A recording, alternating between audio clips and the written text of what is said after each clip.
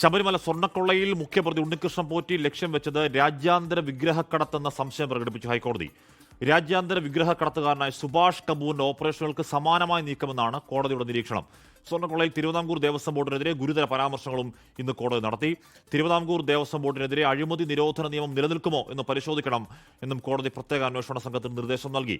അന്വേഷണത്തിൽ സർക്കാരിനൊന്നും ഒളിക്കാനില്ല എന്നായിരുന്നു ദേവസ്വം മന്ത്രി VN വാസവന്റെ പ്രതികരണം. ദേവസ്വം മിനിറ്റ്സിൽ പ്രശ്നമില്ലെന്നാണ് Thiruvithamkoor Devaswom board president PS പ്രശാന്തിന്റെയും പ്രതികരണം.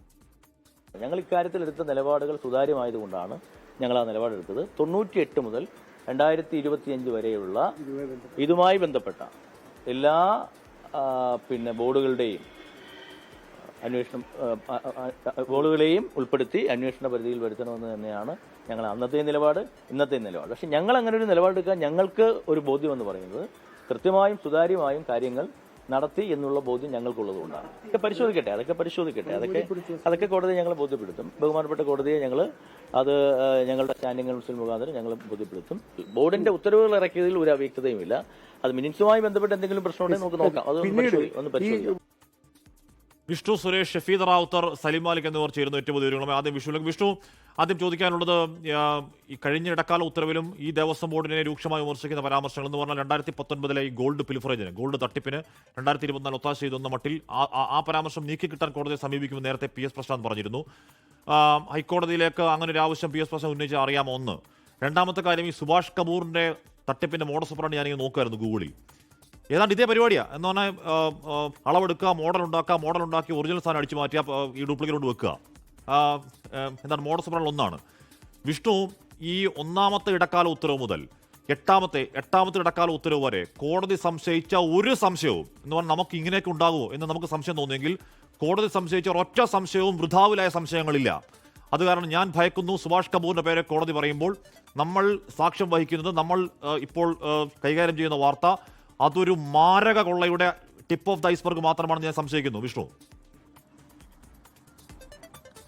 ഹാഷ്മി, ഉറപ്പായും അതൊരു ടിപ്പ് ഓഫ് ഐസ്ബർഗ് തന്നെയാണ്. ആദ്യഘട്ടം മുതൽ തന്നെ കോടതി ഈ വിഷയത്തിൽ എടുത്തിരിക്കുന്ന നിലപാട് അത് ഏറ്റവും അവസാനത്തെ ഇടക്കാല ഉത്തരവിൽ പോലും സ്വീകരിക്കുന്നു. കഴിഞ്ഞ തവണ ഉത്തരവ് എവിടെയാണോ പറഞ്ഞവസാനിപ്പിച്ചത് അവിടെ നിന്നാണ് ഇന്ന് കോടതി തുടങ്ങിയത്. 2025 അതായത് നിലവിൽ PS പ്രശാന്തിന്റെ നേതൃത്വത്തിലുള്ള ഭരണസമിതിക്കും വീഴ്ച സംഭവിച്ചിട്ടുണ്ട് എന്ന് കോടതി വളരെ കൃത്യമായി പറഞ്ഞു. അതിന് പ്രധാനപ്പെട്ട കാരണം മിനിറ്റ്സിലെ ക്രമക്കേടാണ്. 2025 ജൂലൈ വരെയുള്ള മിനിറ്റ്സ് മാത്രമാണ് നിലവിൽ ഹൈക്കോടതിക്ക് മുൻപാകെ ഉള്ളത്. അതിനുശേഷം ഉണ്ണികൃഷ്ണൻ പോറ്റി ഇത് കൈമാറിയതുമായി ബന്ധപ്പെട്ടുള്ള കാര്യങ്ങൾ മിനിറ്റ്സിൽ രേഖപ്പെടുത്തിയിട്ടില്ല. അസാധാരണമായ ഒരു സാഹചര്യം സൃഷ്ടിച്ചുകൊണ്ടാണ് എടുപിടിയുന്ന ഉണ്ണികൃഷ്ണൻ പോറ്റിക്ക് ഈ ദ്വാരപാലക പാളി അത് കൊടുത്തത്. അതെന്തൊക്കെയോ മറച്ചുവെക്കാനെന്ന കോടതിയുടെ ആദ്യ നിരീക്ഷണം.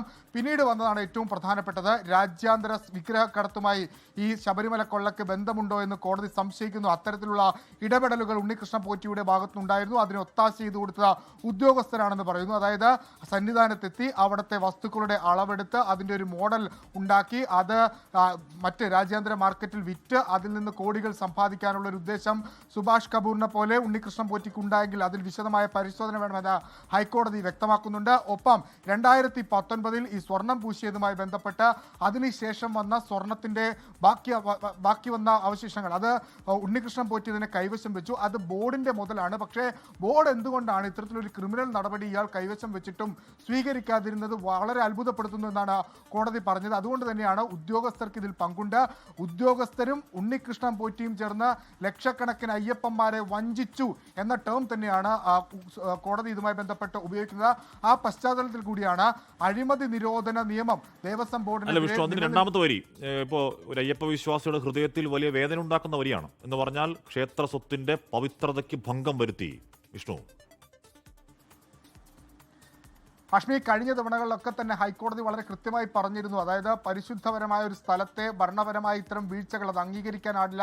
അത് അങ്ങേയറ്റം അതിൻ്റെ സാഞ്ചിറ്റിക്ക് അത് വലിയ തരത്തിലുള്ള തിരിച്ചടി ഉണ്ടാക്കുന്ന ഒന്നാണ് എന്ന് ഹൈക്കോടതി ഈ കേസ് പരിഗണിക്കുന്ന ഘട്ടം മുതൽ തന്നെ പറഞ്ഞിരുന്നു. ഇന്നത് ആവർത്തിക്കുകയായിരുന്നു. ഇന്നത് കുറച്ചുകൂടി ക്രിസ്റ്റൽ ക്ലിയറായി പറയുന്നു. ഉണ്ണികൃഷ്ണൻ പോറ്റിയും അതോടൊപ്പം അവിടുത്തെ ഉദ്യോഗസ്ഥരും ചേർന്ന് ദശലക്ഷക്കണക്കിന് വരുന്ന അയ്യപ്പ ഭക്തരെ വഞ്ചിക്കുകയാണ് ഈ ക്രമക്കേടിലൂടെ ചെയ്തതെന്ന് വളരെ കൃത്യമായി കോടതി പറയുകയാണ്. ഓരോ തവണയും കോടതിക്ക് മുൻപാകെ അന്വേഷണ റിപ്പോർട്ട് വരുമ്പോൾ ഓരോ കാര്യങ്ങൾ കോടതി വെളിപ്പെടുത്തുകയാണ്. ഇനി 3 ആഴ്ചയ്ക്ക് ശേഷം പുതിയ വെളിപ്പെടുത്തൽ എന്തായിരിക്കും, അല്ലെങ്കിൽ പുതിയ നിരീക്ഷണങ്ങൾ എന്തായിരിക്കും എന്നാണ് നമ്മൾ നോക്കിക്കാണുന്നത്. അന്വേഷണ റിപ്പോർട്ടിനെ അടിസ്ഥാനപ്പെടുത്തിയാണ് കോടതിയുടെ നിരീക്ഷണങ്ങൾ. അതായത് വെറുതെ എന്തെങ്കിലും തരത്തിലുള്ള വിമർശനങ്ങളോ നിരീക്ഷണങ്ങളോ പറയുകയല്ല. അന്വേഷണ റിപ്പോർട്ട് അന്വേഷണ ഉദ്യോഗസ്ഥരുമായി സംസാരിച്ച് ആ റിപ്പോർട്ട് വായിച്ച ശേഷമാണ് കോടതി ഇത്തരത്തിലുള്ള സംശയങ്ങൾ പ്രകടിപ്പിക്കുന്നത്. ആ സംശയം അങ്ങ് രാജ്യാന്തര തലത്തിലുള്ള വിഗ്രഹ കടത്തുവരെ നീളുന്നു എന്നുള്ളതും അങ്ങേയറ്റം ഗുരുതര സ്വഭാവമുള്ളൊരു കാര്യമാണ്.